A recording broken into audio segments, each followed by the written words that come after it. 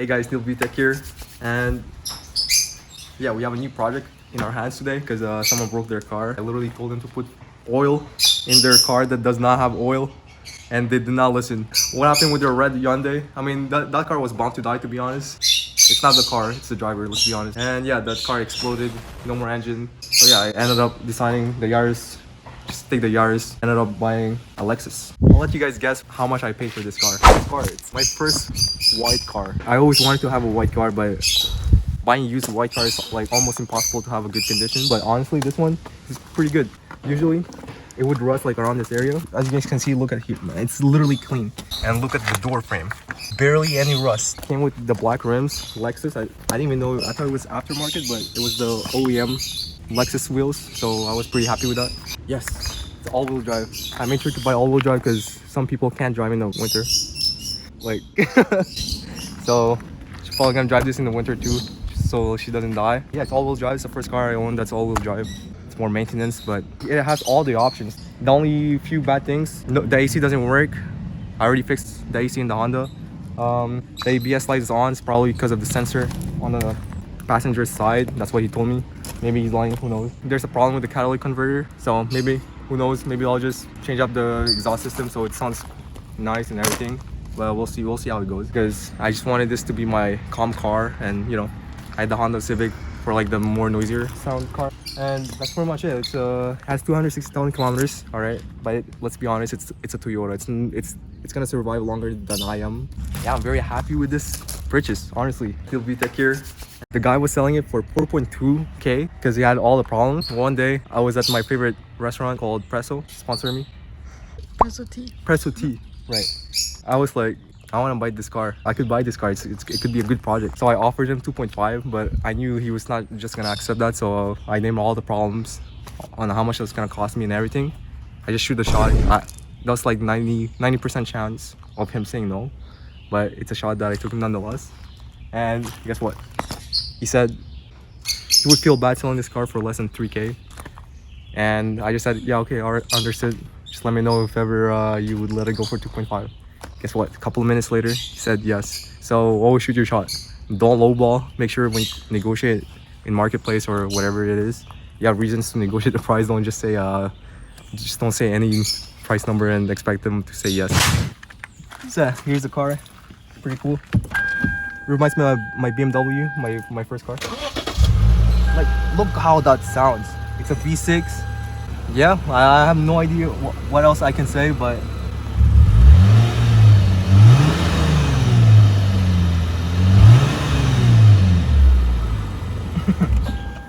yeah, it's not gonna shut up.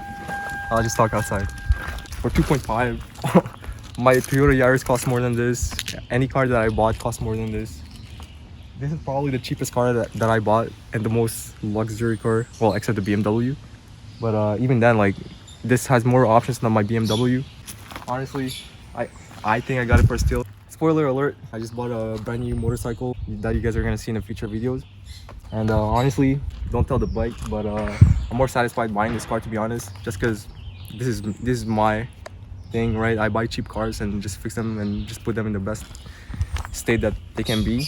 Yeah, I'm just excited to like make it like feel brand new. And yeah, so this video is pretty much me just my journey on fixing the car, and who knows, maybe I'll sell it for more. But no, I'm gonna plan on keeping it. So hopefully you guys enjoyed this video. Alright guys, so the first thing I'm going to do on this $2,500 car, I'm going to change all the fluid as much as I can. Maybe not every fluid, just because the brake fluid is still in a good color. I'm going to check out if the coolant is still good too. Yeah, I'm going to change the differential oil, the transmission oil, obviously the engine oil. Couple of things I'm going to do is change the air filters for the motor and the cabin filter inside. And yeah, maybe I'll also clean out the throttle body. Maybe that's going to fix my problem where it's jerking. When I press on the gas like hard, I know like these cars have those common problems where like it builds up a lot of carbon inside the engine, so like kind of create like some long-term problems. Oh yeah, there was one day it was raining hard and the car went on limp mode out of nowhere, and I just knew probably some carbon buildup or whatever. So I parked the car, I pressed on the gas a lot, I revved it all the way to the max RPM, and ever since that day the jerking problem went away, never went in limp mode.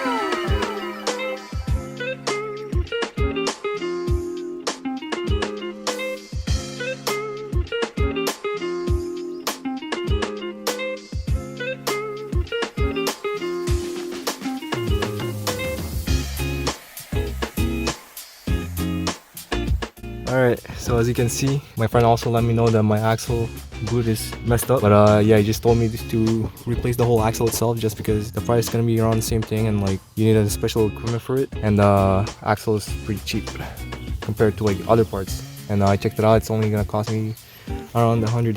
So yeah, the thing we're gonna be replacing, it's gonna be this part right here. Never replaced one in my life.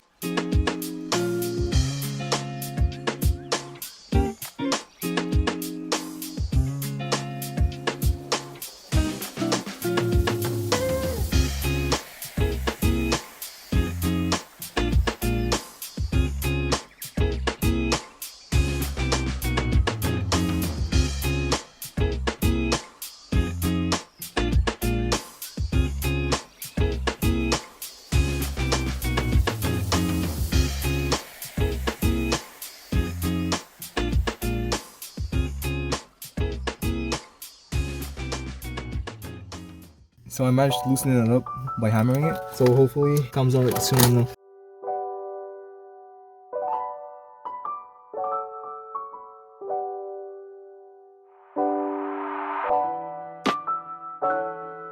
Bro, well, this is not good. The whole thing is stuck in there. There goes my other hour.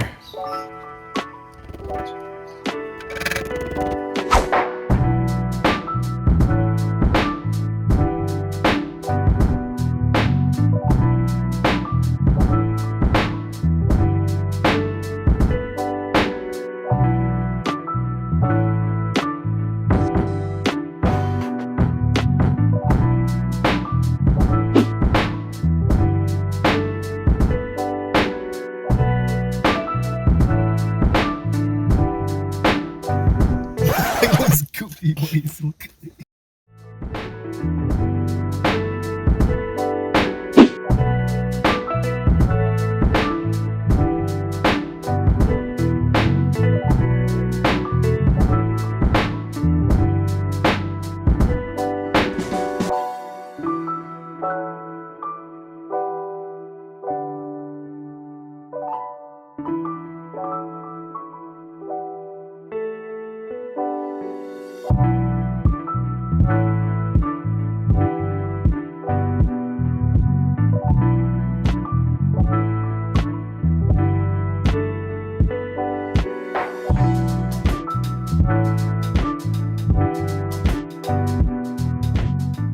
If you were struggling like I was, just make sure you get like a smaller ratchet in there so you have more leverage or more space and more angle that you can work with. Very simple job that took me 15 minutes for some reason, but it should take you like 5 minutes to do it. Alright, so right now we're trying to update the navigation system. Yeah, the guy that I bought this car from, he was kind enough to like give this with the car, so let's do it. Should be a very simple thing to do, but the equipments that you need for it is kind of like goofy, and I don't really have those equipments specific for this job. So I'm using 2 Allen keys, and I'm also using suction cup that comes with these dies, so hopefully it works.